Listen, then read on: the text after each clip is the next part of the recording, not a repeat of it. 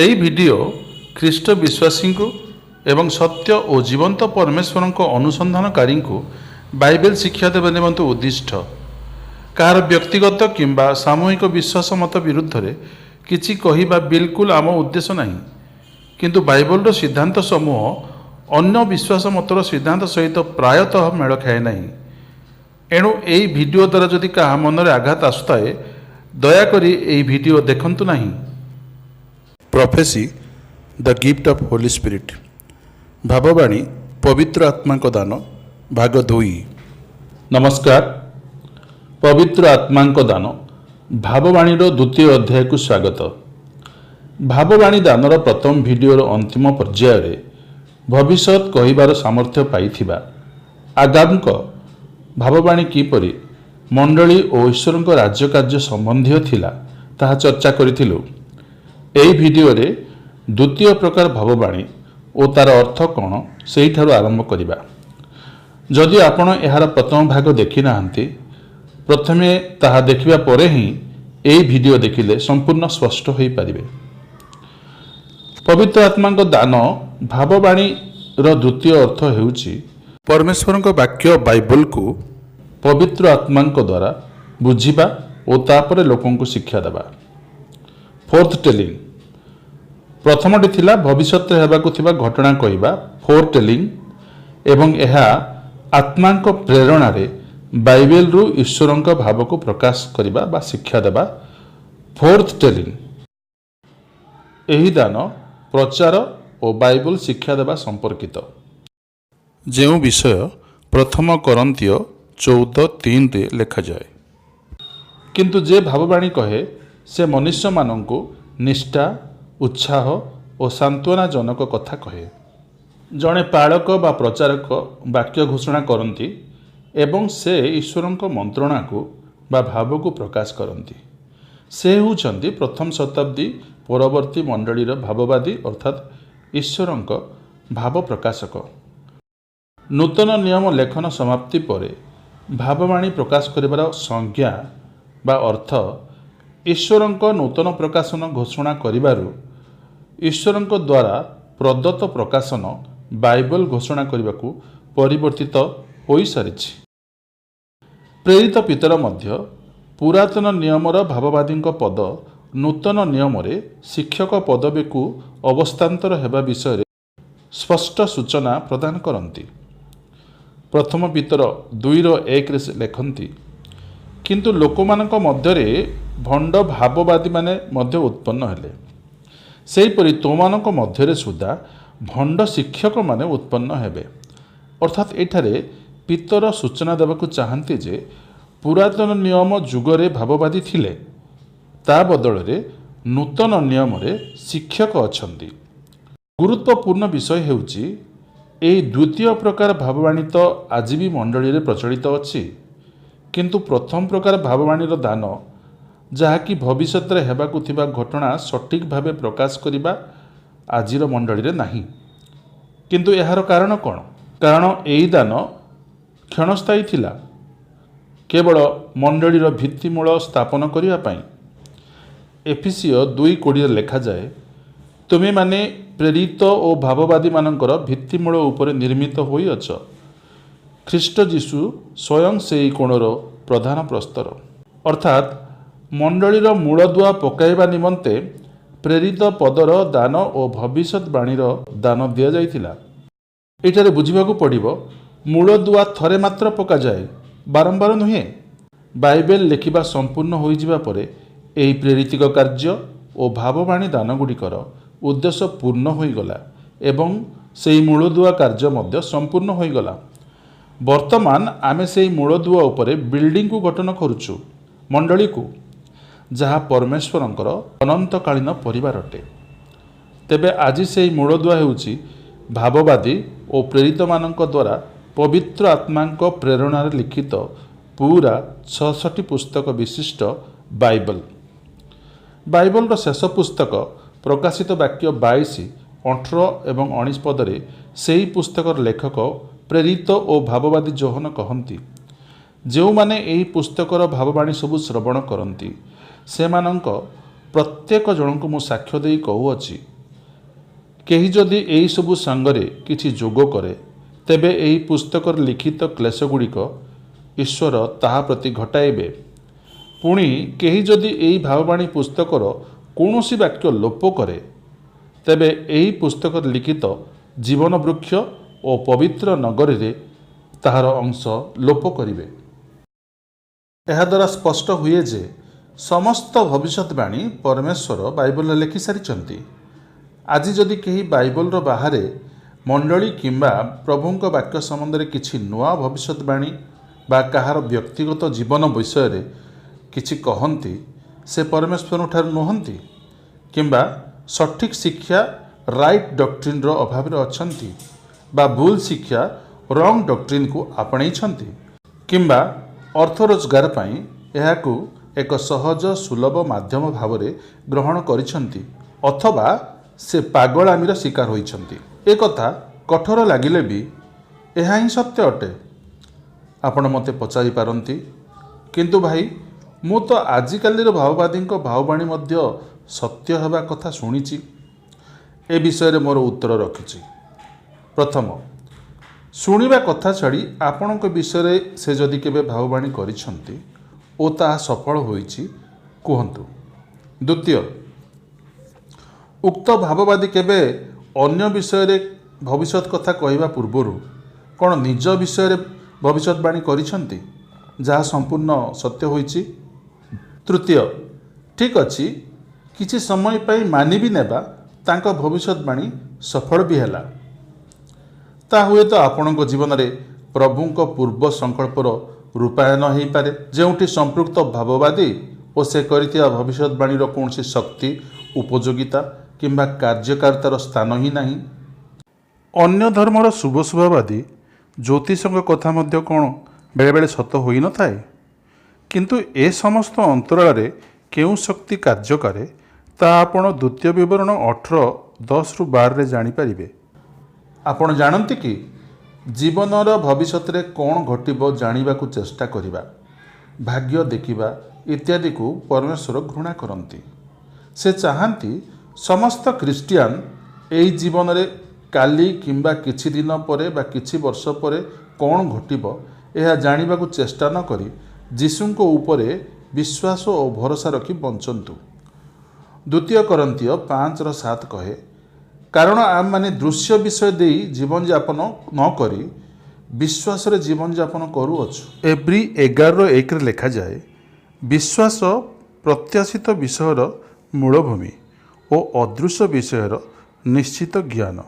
अर्थात आमे प्रभुंको उपरे विश्वासर भरोसा रे जीवन यापन करूछु एवं यह ही ख्रीष्टीय जीवन अटे। प्रभु तुमे जहा देव चेतिकी देव जेबे देव ताहा ही आम पाई ठीक कारण तुम उपरे आमर विश्वास अछि। अपरपक्षे आपण केबे भी जानिबाकू चेष्टा करंतु नहीं कि मोर पुओ बा झीर बाहागर केबे हेबो आमर पुओ कि झील जन्म हेबो मोर चाकरी केबे हेबो मोर रोग केबे सुस्थ हेबो स्वामी स्त्री मध्यरे झगड़ा केबे सरिबो किंबा मो स्वामी केबे ठारू केवल मो कथा मानि चलिबे इत्यादि इत्यादि। हाँ ए समस्त विषय पाई आपण निजे प्रभु ठारे प्रार्थना करि परिबे किंतु ए विषय जदि आपण कौनसी भाववादी बोलाउथिबा बा से परि प्रदर्शन करुथिबा से ख्रीस्टियान सेवक सेविका नामित होई पारंती किंबा अन्य धर्मर भविष्य गणनाकारी निकट को जाती ताहा परमेश्वर दृष्टि पाप हेबो कारण जड़े सच्चा विश्वासी निजको केबे भी भाववादी कहिबे नहीं किंबा से भली प्रदर्शन मध्य करिवे नहीं। जेहेतु एब्री 11:6 रे लिखा जाए आउ विश्वास बिना ताहांको संतोष पात्र हेबा असंभव कारण ईश्वर जे अछंती आउ से जे ताहांको अन्वेषणकारी मानकर पुरस्कार दाता यह ताहांको छामुको आसीबा लोकर विश्वास करिबा आवश्यक। एठारे ईश्वरंको उपरे व्यक्तिगत विश्वास विषय कह जाउछि अन्य किछि माध्यम किंबा अन्य किछि शॉर्टकट नहीं। आउ जदि परमेश्वर जीवित अटंती मु तांको उपरे भरोसा रखुछि तेबे मु मोर भविष्य जानिबा आवश्यक कौन कारण मोर भविष्यत स्वयं से ही प्रभु ଏବଂ ମୋର ଭବିଷ୍ୟତ ତାଙ୍କ ସହିତ ଅନନ୍ତ ଜୀବନ। ଗତ 2000 ବର୍ଷ ମଧ୍ୟରେ ଅନେକ ଭଣ୍ଡ ଭବିଷ୍ୟତ ବକ୍ତା ଆସିଲେ ଓ ଯୀଶୁଙ୍କ ବିଷୟରେ ଅନେକ ଭାବବାଣୀ କହିଲେ, କିନ୍ତୁ କାହାର ଗୋଟିଏ କଥା ବି ସତ ହେଲା ନାହିଁ। ସେମାନଙ୍କ ମଧ୍ୟରୁ କେହି ରାପ୍ଚର ବା ମଣ୍ଡଳୀର ଉର୍ଦ୍ଧାନ୍ତରର ସମୟ ଦେଇଦେଲେ, ଯାହା ସେ କହିଥିବା ସମୟ ଗତ ହେଲା ପରେ ବି ଆଜି ପର୍ଯ୍ୟନ୍ତ ହୋଇନାହିଁ। ଆଉ କେହି ଖ୍ରୀଷ୍ଟଙ୍କ ଦ୍ୱିତୀୟ ଆଗମନ ଓ ପୃଥିବୀର ଅନ୍ତ ତଥା ପ୍ରଳୟର ତାରିଖ ଘୋଷଣା କରିଦେଲେ। ସବୁ ମିଛ ହେଲା। ନିଜର ଭବିଷ୍ୟତବାଣୀ ସଫଳ ନ ହେବା ଦେଖି ସେମାନେ କହନ୍ତି, ମୁଁ ବୋଧହୁଏ ପବିତ୍ର ଆତ୍ମାଙ୍କ ସ୍ୱର ଠିକ୍ରେ ଶୁଣିପାରିଲି ନାହିଁ, ସେଥିପାଇଁ ଦୁଃଖିତ। କିଛି ସେବକ ପ୍ରଭୁଙ୍କଠାରୁ ନୂତନ ପ୍ରକାଶନ ପାଇବା କଥା କହି ସରଳ ବିଶ୍ୱାସୀ କିମ୍ବା ଚିରାଚରିତ ବା ସାଂସ୍କୃତିକ ଖ୍ରୀଷ୍ଟିଆନମାନଙ୍କୁ ଶୋଷଣ କରିବା ସହ ପ୍ରଭୁଙ୍କ ରାଜ୍ୟର ଅଭିବୃଦ୍ଧିରେ ବ୍ୟାଘାତ ସୃଷ୍ଟି କରୁଛନ୍ତି। ଜଣେ ନାମକରା ଆଶ୍ଚର୍ଯ୍ୟ କର୍ମକାରୀ ପାଳକ, ଯାହାଙ୍କ ପ୍ରଚାର ଓ ସେବା କାର୍ଯ୍ୟ ଲୋକେ ଟିଭି ଓ ଇଣ୍ଟରନେଟ୍ ମାଧ୍ୟମରେ ଦେଖନ୍ତି, ତାଙ୍କର ବିଶେଷ ପ୍ରସ୍ପେରିଟି ଗସ୍ପେଲ୍ ବା ସମୃଦ୍ଧିର ସୁସମାଚାରର ପ୍ରକାଶନ କହିଲେ ଯେ ପ୍ରଭୁଙ୍କ ସେବା ପାଇଁ $1000 ଦାନ ଦେଲେ ଆପଣଙ୍କୁ ଅମୁକ ବିଶେଷ ଆଶୀର୍ବାଦ ପ୍ରଭୁ ଦେବେ। ଏହାର କିଛି ମାସ ପରେ ସେ ସର୍ବସମକ୍ଷରେ ନିଜର ଭୁଲ ସ୍ୱୀକାର କରି କହନ୍ତି, ପବିତ୍ର ଆତ୍ମା ତାଙ୍କୁ ଏହି ଅଭିବ୍ୟକ୍ତି ପାଇଁ ବାରଣ କରୁଛନ୍ତି, କାରଣ ଅର୍ଥ ଦ୍ୱାରା କାହାକୁ ସୁସମାଚାର କିମ୍ବା ପରିତ୍ରାଣ ଅଥବା ଆଶୀର୍ବାଦ ଦିଆଯାଇପାରେ ନା। ଏହା ତାଙ୍କୁ କାଳେ ପବିତ୍ର ଆତ୍ମା କହିଲେ, କିନ୍ତୁ ଏ ବିଷୟ ତ ପୂର୍ବରୁ ବାଇବଲରେ ଲିଖିତ ଅଛି। ଗଣନା 22 ଅଧ୍ୟାୟର ବିଲିୟନ ଓ ପ୍ରେରିତ ପୁସ୍ତକ 8 ପର୍ବର ଯାଦୁଗର ସିମୋନର ଉଦାହରଣରୁ ତ ଏହା ସ୍ପଷ୍ଟ ହୁଏ। ଭାରତର ଜଣେ ପ୍ରସିଦ୍ଧ ସେବକ କିଛି ମାସ ତଳେ ଚାଲିଥିବା ଦେଶର ସାଧାରଣ ନିର୍ବାଚନ ସମୟରେ ସେ ପାଇଥିବା ଭାବବାଣୀ ଘୋଷଣା କଲେ ଯେ ଚଳିତ ନିର୍ବାଚନର ଫଳାଫଳ ଦେଶର ଖ୍ରୀଷ୍ଟିଆନମାନଙ୍କ ପାଇଁ ଓ ପ୍ରଭୁଙ୍କ ରାଜ୍ୟ ବିସ୍ତାର ନିମନ୍ତେ ଅନୁକୂଳ ବାତାବରଣ ଆଣିବ। କିନ୍ତୁ ନିର୍ବାଚନର ଫଳାଫଳ ତ ଆପଣ ଦେଖୁଛନ୍ତି। ଦେଶର ଶାସନ ବ୍ୟବସ୍ଥା କିମ୍ବା ପାରିପାର୍ଶ୍ୱିକ ପରିସ୍ଥିତି ଖ୍ରୀଷ୍ଟ ବିଶ୍ୱାସୀମାନଙ୍କ ନିମନ୍ତେ ଯେ ସଦାବେଳେ ଅନୁକୂଳ ରହିବ, ଏହି ଗ୍ୟାରେଣ୍ଟି ପ୍ରଭୁ କେବେ ଦେଇନାହାନ୍ତି। ବରଂ ସେ କହିଛନ୍ତି, ଜଗତରେ ତୁମମାନଙ୍କ ନିମନ୍ତେ କ୍ଲେଶ ଅଛି। ଦ୍ୱିତୀୟରେ, ଅନୁକୂଳ ପରିସ୍ଥିତି ହେଉ ବା ପ୍ରତିକୂଳ ପରିସ୍ଥିତି ହେଉ, ପ୍ରଭୁ ତାଙ୍କ ରାଜ୍ୟ କାର୍ଯ୍ୟ ଓ ମଣ୍ଡଳୀର ବୃଦ୍ଧି ସାଧନ କରିଆସିଛନ୍ତି ଓ ନିଶ୍ଚୟ କରିବେ।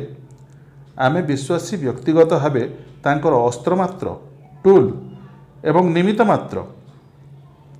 ପ୍ରଭୁ ମୋତେ ଓ ମୋ ସହଧର୍ମିଣୀଙ୍କୁ କେତୋଟି କନ୍ୟା ସନ୍ତାନ ଦେଲେ।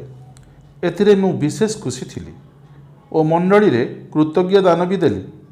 ଏବଂ କିଛି ଲୋକ ମୋତେ ସମାଲୋଚନା ବି କଲେ, ଏହି ଲୋକ ପାଗଳ ନା କ'ଣ, ଝିଅ ଜନ୍ମ ହେବାରୁ କୃତଜ୍ଞ ଦାନ ଦେଉଛି। ଆମର ପରବର୍ତ୍ତୀ ସନ୍ତାନ ହେବା ପୂର୍ବରୁ ମୋର ଅଜାଣତରେ ମୋର ଅତି ନିକଟ ସମ୍ପର୍କୀୟ ଜଣେ ବିଶିଷ୍ଟ ପ୍ରାର୍ଥନାକାରୀଙ୍କ ନିକଟକୁ ଯାଇ ପ୍ରଭୁ ଆମକୁ ପୁଅ ଦେବା ପାଇଁ ପ୍ରାର୍ଥନା କରିବାକୁ ଅନୁରୋଧ କଲେ। ସେହି ସେବକ ମଧ୍ୟ ପ୍ରାର୍ଥନା କରିବା ପରେ ଏଥର ନିଶ୍ଚୟ ପୁଅ ଜନ୍ମ ହେବ ବୋଲି ଆଶ୍ୱାସନାର ବାଣୀ ଶୁଣାଇ ତାଙ୍କୁ ବିଦାୟ ଦେଲେ। ମୋର ସେହି ସମ୍ପର୍କୀୟ ଅତି ଖୁସି ଥିଲେ, କାରଣ ସେହି ସେବକଙ୍କ କଥାକୁ ସାକ୍ଷାତ ପ୍ରଭୁଙ୍କର ବାଣୀ ବୋଲି ଲୋକେ ମାନନ୍ତି। କିନ୍ତୁ ଆମର ପୁନର୍ବାର ଗୋଟିଏ ସୁନ୍ଦର ଝିଅଟିଏ ହିଁ ଜନ୍ମ ହେଲା। ମୁଁ ସେତେବେଳେ ଘରୁ ଦୂର ସହରରେ ଗୋଟିଏ ରିଟ୍ରିଟ୍ରେ ଯୋଗ ଦେଇଥିଲି। ଫୋନ୍ ଯୋଗେ ଏହି ବାର୍ତ୍ତା ଶୁଣି ଆନନ୍ଦରେ ରିଟ୍ରିଟ୍ରେ ଯୋଗ ଦେଇଥିବା ମୋର ସହକର୍ମୀ ବିଶ୍ୱାସୀମାନଙ୍କୁ ମିଷ୍ଟାନ୍ନ ବିତରଣ କରିଥିଲି। କିନ୍ତୁ ମୋର ସେହି ସମ୍ପର୍କୀୟ ଜଣକ ଅତି ଦୁଃଖିତ ହେଲେ, କାରଣ ସେ ଆମକୁ ପ୍ରେମ କରୁଥିବାରୁ ତାଙ୍କର ବୁଝିବା ହିସାବରେ ଏହା ଆମ ପାଇଁ ଖରାପ ହେଲା ବୋଲି ଭାବିଲେ ଓ ଉକ୍ତ ପ୍ରାର୍ଥନାକାରୀ ସେବକଙ୍କୁ ଆଉ କେବେ ବିଶ୍ୱାସ କରିବ ନାହିଁ ବୋଲି କହିଲେ। ମୁଁ ଏହି ସମସ୍ତ ବିଷୟ ମୋର ସେହି ସମ୍ପର୍କୀୟ ଓ ସମ୍ପୃକ୍ତ ସେବକଙ୍କ ମୃତ୍ୟୁ ପରେ ଆମ ପରିବାରଠାରୁ ଜାଣିବାକୁ ପାଇଲି। ମୋ ମନରେ ଅବଶୋଷ ରହିଗଲା, କାରଣ ମୋର ସେହି ସମ୍ପର୍କୀୟଙ୍କ ଜୀବିତ ଅବସ୍ଥାରେ ମୁଁ ତାଙ୍କୁ କହିବାର ସୁଯୋଗ ପାଇପାରିଲି ନାହିଁ ଯେ କେବଳ ସେହି ସେବକ କାହିଁକି ସେବକୀୟ ନାମରେ ଲୋକଙ୍କ ଭବିଷ୍ୟତ କହୁଥିବା ଯେକୌଣସି ବ୍ୟକ୍ତିଙ୍କୁ ବିଶ୍ୱାସ କରିବା କିମ୍ବା କାହାକୁ ସେ ଯେତେ ବଡ଼ ପ୍ରଭୁଙ୍କ ସେବକ ହୁଅନ୍ତୁ ନା କାହିଁକି ପ୍ରଭୁଙ୍କ ସ୍ଥାନ ଦେବା ଅପରାଧ ଓ ଆମ ଶିକ୍ଷା ଏବଂ ବିଶ୍ୱାସର ଦୁର୍ବଳତା ହିଁ ଅଟେ। ପ୍ରିୟ ବନ୍ଧୁ, ଆନ୍ତର୍ଜାତୀୟ ସ୍ତରରେ ହେଉ, ରାଷ୍ଟ୍ରୀୟ ସ୍ତରରେ କିମ୍ବା ସ୍ଥାନୀୟ ବା ବ୍ୟକ୍ତିଗତ ଭାବେ ଯେଉଁମାନେ ଭବିଷ୍ୟତ କହନ୍ତି, ସେମାନଙ୍କ ଭାବବାଣୀ ସତ୍ୟ ନ ହେଲେ ଦ୍ୱିତୀୟ ବିବରଣ 13:10 ଏବଂ 18:20 ପ୍ରକାରେ ପଥର ମାଡ଼ରେ ମରିବାକୁ ସେମାନେ କ'ଣ ପ୍ରସ୍ତୁତ ହେବେ? ଯେଉଁମାନେ ବାକ୍ୟର ଆଧାରରେ ଚାଲନ୍ତି ସେମାନେ କେବେ ହେଲେ ଆଜିକାଲିର ଏହି ଭାଓବାଦୀଙ୍କ ନିକଟକୁ ଯାଆନ୍ତି ନାହିଁ। ସେମାନେ ପ୍ରଭୁଙ୍କ ଠାରେ ବିଶ୍ୱାସରେ ଚାଲନ୍ତି ଓ ଆଶୀର୍ବାଦ ପାଆନ୍ତି। ଯଦି ଆଜି କେହି ନିଜକୁ ଭାବବାଦୀ କହେ ବା ଭାବବାଣୀ କରେ, ଆପଣ ତାଙ୍କୁ ପଚାରିବା ଆବଶ୍ୟକ, 1. ଭାଇ, ଭାବବାଣୀ ଆଉ କ'ଣ ପାଇଁ ଦରକାର? ଜଗତର ଅନ୍ତ, ନୂତନ ପୃଥିବୀ ଓ ନୂତନ ଜେରୁସାଲେମ ପର୍ଯ୍ୟନ୍ତ ସମସ୍ତ ଭାବବାଣୀ କ'ଣ ପରମେଶ୍ୱର ବାଇବଲରେ ଲେଖି ନାହାନ୍ତି? ଆଜି ଆମକୁ କୌଣସି ଭାବବାଦୀଙ୍କ କ'ଣ ଆବଶ୍ୟକ? ଯୀଶୁଙ୍କ ସ୍ୱରରେ ଆମର ମାର୍ଗଦର୍ଶନ କରିବା ପାଇଁ ପରମେଶ୍ୱର କ'ଣ ଆମକୁ ପ୍ରତିଜ୍ଞା ଦେଇନାହାନ୍ତି? ଯିଏ ଆମର ଉତ୍ତମ ମେଷପାଳକ ଅଟନ୍ତି, ଯାହା ଯୋହନ 10:27 ଲେଖା ଅଛି, ମୋ ମେଷ ସବୁ ମୋର ସ୍ୱର ଶୁଣନ୍ତି ଓ ମୁଁ ସେମାନଙ୍କୁ ଜାଣେ, ଆଉ ସେମାନେ ମୋର ପଛେ ପଛେ ଚାଲନ୍ତି। 3. ପ୍ରଭୁ କ'ଣ ପବିତ୍ର ଆତ୍ମାଙ୍କ ଦ୍ୱାରା ଆମର ମାର୍ଗଦର୍ଶନ କରିବା ପାଇଁ ପ୍ରତିଜ୍ଞା କରିନାହାନ୍ତି? ଯୋହନ 16:13 ଯୀଶୁ କହନ୍ତି, କିନ୍ତୁ ସେ ଅର୍ଥାତ୍ ସତ୍ୟମୟ ଆତ୍ମା ଆସିଲେ ପଥ ଦେଖାଇ ତୁମମାନଙ୍କୁ ସମସ୍ତ ସତ୍ୟରେ ପ୍ରବେଶ କରାଇବେ, କାରଣ ସେ ଆପଣାଠାରୁ କଥା କହିବେ ନାହିଁ, ମାତ୍ର ଯାହା ଯାହା ଶୁଣିବେ ସେହି ସବୁ କହିବେ, ପୁଣି ଆଗାମୀ ବିଷୟ ସବୁ ତୁମମାନଙ୍କୁ ଜଣାଇବେ। ଆଜି ଯଦି କେହି କହେ ଆମ ମଣ୍ଡଳୀରେ ଜଣେ ଭାବବାଦୀ ଅଛନ୍ତି, ତେବେ ମୁଁ ତାଙ୍କୁ କହିବି, ଆମ ମଣ୍ଡଳୀରେ ତ ଅନେକ ଭାବବାଦୀ ଅଛନ୍ତି, ଯଥା ମୋଶା, ଏଲିୟ, ଜିଓସିଓ, ଜେରେମିୟ, ଜିଜିକେଲ, ଦାନିଏଲ ଇତ୍ୟାଦି। ଆଉ ନୂତନ ନିୟମରେ ମାଥ୍ୟୁ, ମାର୍କ, ଲୁକ, ଯୋହନ, ପିତର, ପାଉଲ ଇତ୍ୟାଦି। ଏମାନଙ୍କ ଭାବବାଣୀ ତ ଆମେ ସବୁବେଳେ ପଢ଼ୁଛୁ। ଏମାନଙ୍କ ଭାବବାଣୀ ମଧ୍ୟରୁ କିଛି ଶତକଡ଼ା 100% ସଫଳ ହୋଇସାରିଲାଣି, ଆଉ କିଛି ସଫଳ ହେବାର ବାକି ଅଛି। ଆମର ପୂର୍ଣ୍ଣ ବିଶ୍ୱାସ ଯେ ପ୍ରଭୁ ସେସବୁ ମଧ୍ୟ ତାଙ୍କ ନିର୍ଦ୍ଧାରିତ ସମୟରେ 100% ସଫଳ କରାଇବେ, କାରଣ ପରମେଶ୍ୱର ବାଇବଲରେ ସେମାନଙ୍କ ବିଷୟରେ ଲେଖି ସମ୍ପୂର୍ଣ୍ଣ ପ୍ରମାଣ ଦିଅନ୍ତି। ଆଉ ଆପଣ କହୁଥିବା ଭାବବାଦୀଙ୍କ ବିଷୟରେ କ'ଣ ବାଇବଲରେ କିଛି ଲେଖା ଅଛି? ଯଦି ଲେଖାଯାଇ ନାହିଁ, କ୍ଷମା କରିବେ ଭାଇ, ମୁଁ ତାଙ୍କୁ ଭାବବାଦୀର ମାନ୍ୟ ଦେଇପାରିବି ନାହିଁ। ପୁଣି ଆପଣଙ୍କୁ ବି ମୋର ପରାମର୍ଶ ହେବ, ଆପଣ ମଧ୍ୟ ଏହି ଭାବବାଦୀଙ୍କ ପଛରେ ନ ଦୌଡ଼ି ବାକ୍ୟରେ ବଢ଼ନ୍ତୁ। ଏମିତି ନିଶ୍ଚୟ ହୁଏ, ବେଳେବେଳେ ମଣ୍ଡଳୀ କିମ୍ବା ପ୍ରଭୁଙ୍କ ରାଜ୍ୟର ସେବା କାର୍ଯ୍ୟ ସମ୍ପର୍କରେ ଆବଶ୍ୟକ ସ୍ଥଳେ ମଣ୍ଡଳୀର କୌଣସି ପ୍ରାଚୀନ ବିଶ୍ୱାସୀଙ୍କୁ ସ୍ୱପ୍ନ କିମ୍ବା ଦର୍ଶନରେ ପ୍ରଭୁ ଜଣାନ୍ତି। ବେଳେବେଳେ ତାହା ସ୍ପଷ୍ଟ କରିବା ପାଇଁ ପ୍ରଭୁ ଏକାଧିକ ଥର ସେହି କଥା ଜଣାନ୍ତି ଏବଂ ଏକାଧିକ ବିଶ୍ୱାସୀଙ୍କୁ ମଧ୍ୟ ଜଣାନ୍ତି। ତେବେ ଯାଇ ସେହି ବିଶ୍ୱାସୀ ତାହା ମଣ୍ଡଳୀରେ ଅନ୍ୟମାନଙ୍କୁ କହନ୍ତି, ଯାହା ସତ୍ୟରେ ପରେ ପରିଣତ ହୁଏ। ବେଳେବେଳେ ପ୍ରାଚୀନଙ୍କ ବ୍ୟକ୍ତିଗତ ପ୍ରୋତ୍ସାହନ ବାକ୍ୟ କିମ୍ବା ପାଳକ ସେବକଙ୍କର ବାକ୍ୟ ପ୍ରଚାରରେ ମଧ୍ୟ ପ୍ରଭୁ ତାଙ୍କ ଉଦ୍ଦେଶ୍ୟ ଜଣାନ୍ତି।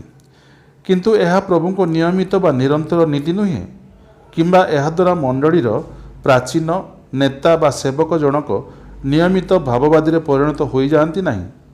କ୍ୱଚିତ୍ ପ୍ରଭୁଙ୍କ ସେବା କାର୍ଯ୍ୟ ନିମନ୍ତେ ଏହିପରି ହୋଇଥାଏ। ପ୍ରଥମ କରନ୍ଥୀୟ 13:8 ପାଉଲ କହନ୍ତି, କିନ୍ତୁ ଯଦି ଭାବବାଣୀ ଥାଏ ତାହା ଲୋପ ହେବ, ଯଦି ପରଭାଷା ଥାଏ ସେହିସବୁ ନିବୃତ୍ତ ହେବ, ଯଦି ଜ୍ଞାନ ଥାଏ ତାହା ଲୋପ ହେବ। ଅନ୍ୟ ଶବ୍ଦରେ କହିଲେ, ଯେତେ ବି ଦାନ ରହିଛି ତାହା ଭାବବାଣୀ ହୋଇପାରେ, ପରଭାଷା, ଜ୍ଞାନ ଇତ୍ୟାଦି ସେଗୁଡ଼ିକ ନିର୍ଦ୍ଧାରିତ ସମୟରେ ଅର୍ଥାତ୍ ସେଗୁଡ଼ିକର କାର୍ଯ୍ୟ ବା ଉଦ୍ଦେଶ୍ୟ ପୂର୍ଣ୍ଣ ହୋଇଯିବା ପରେ ସମାପ୍ତ ହୋଇଯିବ। ଯେମିତିକି ଲୋହିତ ସାଗର 2 ଭାଗ ହେବା ଓ ଜର୍ଦ୍ଦନ ନଦୀର ପ୍ରବାହ ସ୍ଥଗିତ ହେବା ଇସ୍ରାଏଲ ପ୍ରଜା ପାରି ହେଲା ପରେ ସମାପ୍ତ ହୋଇଯାଇଥିଲା ଏବଂ ସେଗୁଡ଼ିକ ପୂର୍ବ ପରି ପ୍ରାକୃତିକ ସ୍ଥିତିକୁ ଆସିଯାଇଥିଲେ। ପୁଣି ଇସ୍ରାଏଲ ଯେତେବେଳେ ପ୍ରତିଜ୍ଞାତ ଦେଶରେ ପହଞ୍ଚିଗଲା, ମାନ୍ନା ନିବୃତ୍ତ ହୋଇଯାଇଥିଲା, କାରଣ ବର୍ତ୍ତମାନ ଇସ୍ରାଏଲ ଯେ ଚାଷବାସ କରି ନିଜର ଭରଣ ପୋଷଣ କରିପାରିବେ ଏହା ସଦାପ୍ରଭୁ ଜାଣିଥିଲେ। ସେହିପରି ନୂତନ ନିୟମରେ କିଛି ଆତ୍ମିକ ଦାନ ମଣ୍ଡଳୀର ଭିତ୍ତିମୂଳ ନିମନ୍ତେ ଥିଲା, ଯାହା ପ୍ରଥମ ଶତାବ୍ଦୀ ପରେ ସମାପ୍ତ ହୋଇଗଲା, ଯେତେବେଳେ ବାଇବଲର ଲେଖିବା ସମ୍ପୂର୍ଣ୍ଣ ହୋଇଗଲା। ରହିଯାଇଥିବା ଅନ୍ୟାନ୍ୟ ଦାନ ମଣ୍ଡଳୀର ନିଷ୍ଠା ନିମନ୍ତେ ଆଜି ମଧ୍ୟ ବଳବତ୍ତର ରହିଛି। କିନ୍ତୁ ଯେତେବେଳେ ଯୀଶୁଙ୍କ ପୁନରାଗମନ ହେବ, ଏହି ସମସ୍ତ ଦାନ ମଧ୍ୟ ସମାପ୍ତ ହୋଇଯିବ, କାରଣ ମଣ୍ଡଳୀ ସେତେବେଳେ ସିଦ୍ଧ ହୋଇଯିବ ଓ କୌଣସି ଦାନର ଆବଶ୍ୟକତା ନଥିବ। ଉପସଂହାରରେ ପ୍ରଥମ ଶତାବ୍ଦୀରେ ବାଇବଲର 66 ପୁସ୍ତକ ଲେଖା ସମ୍ପୂର୍ଣ୍ଣ ହୋଇଯିବା ପରେ ଆତ୍ମାଙ୍କ ଦାନ ପ୍ରେରିତ ପଦ ସଦୃଶ୍ୟ ଭବିଷ୍ୟତରେ ଘଟିବାକୁ ଥିବା ଭାବବାଣୀ ବା ଭାବବାଦୀ ପଦର ଦାନ ମଧ୍ୟ ସମାପ୍ତ ବା ବନ୍ଦ ହୋଇଗଲା, ଯାହାର ଅର୍ଥ ହେଲା ଆଜିର ମଣ୍ଡଳୀରେ ଆଉ ପ୍ରେରିତ ଏପୋଷ୍ଟଲ ପଦବୀ କିମ୍ବା ଭବିଷ୍ୟତ କହୁଥିବା ଭାବବାଦୀ ପ୍ରଫେଟ ପଦବୀ ମଧ୍ୟ ନାହିଁ। ଯଦି କେହି ନିଜକୁ ପ୍ରେରିତ କିମ୍ବା ଭାବବାଦୀ ଘୋଷଣା କରନ୍ତି, ସେ ପରମେଶ୍ୱରଙ୍କ ଠାରୁ ନୁହନ୍ତି। ବର୍ତ୍ତମାନ ମଣ୍ଡଳୀରେ ପ୍ରଚଳିତ ଥିବା ପାଳକ, ଶିକ୍ଷକ ଓ ପ୍ରଚାରକ ଦାନ ବିଷୟରେ ମୁଁ ଆଗାମୀ ଭିଡ଼ିଓରେ ଚର୍ଚ୍ଚା କରିବି। ହୁଏତ ଆପଣଙ୍କଠାରେ ସେହି ଦାନ ଥାଇପାରେ। ନିଶ୍ଚୟ ଦେଖନ୍ତୁ ଓ ନିଜ ଦାନକୁ ଚିହ୍ନଟ କରନ୍ତୁ। ଆମେନ୍। ଏହି ଭିଡ଼ିଓରେ ପ୍ରଚାରିତ ପ୍ରସଙ୍ଗର ଅଧ୍ୟୟନ ସମ୍ପର୍କରେ ଆପଣଙ୍କର ମତାମତ ଦୟାକରି କମେଣ୍ଟ ବକ୍ସରେ ଲେଖି ସେଣ୍ଡ କରନ୍ତୁ। ଆମର ଏହି ଚ୍ୟାନେଲରେ ପ୍ରସାରିତ ଭିଡ଼ିଓ ଗୁଡ଼ିକର ଯେକୌଣସି ପ୍ରସଙ୍ଗରେ ଯଦି ଆପଣଙ୍କ ମନରେ କୌଣସି ପ୍ରଶ୍ନ କିମ୍ବା ସନ୍ଦେହ ଥାଏ, ଦୟାକରି ହ୍ୱାଟ୍ସଆପ୍, SMS କିମ୍ବା ଇମେଲ୍ ମାଧ୍ୟମରେ ଇଂରାଜୀ, ଓଡ଼ିଆ କିମ୍ବା ହିନ୍ଦୀ ଭାଷାରେ ନିଃସଙ୍କୋଚରେ ଲେଖନ୍ତୁ। ଆମ ସହ ଯୋଗାଯୋଗର ବିବରଣ ଆପଣଙ୍କ ମୋବାଇଲ ପରଦାରେ କିମ୍ବା ଏହି ଭିଡ଼ିଓର ଡେସ୍କ୍ରିପସନ୍ ବକ୍ସରେ ପାଇପାରିବେ। ଯଥାଶୀଘ୍ର ସମ୍ଭବ ଆପଣ ବ୍ୟବହାର କରୁଥିବା ମାଧ୍ୟମ ଓ ଭାଷାରେ ବ୍ୟକ୍ତିଗତ ଭାବେ ଆପଣଙ୍କ ସନ୍ଦେହ ଦୂର କରିବାକୁ ପ୍ରୟାସ କରାଯିବ କିମ୍ବା ପରବର୍ତ୍ତୀ ଭିଡ଼ିଓରେ ଉତ୍ତର ରଖିବାକୁ ଚେଷ୍ଟା କରାଯିବ। ଧନ୍ୟବାଦ।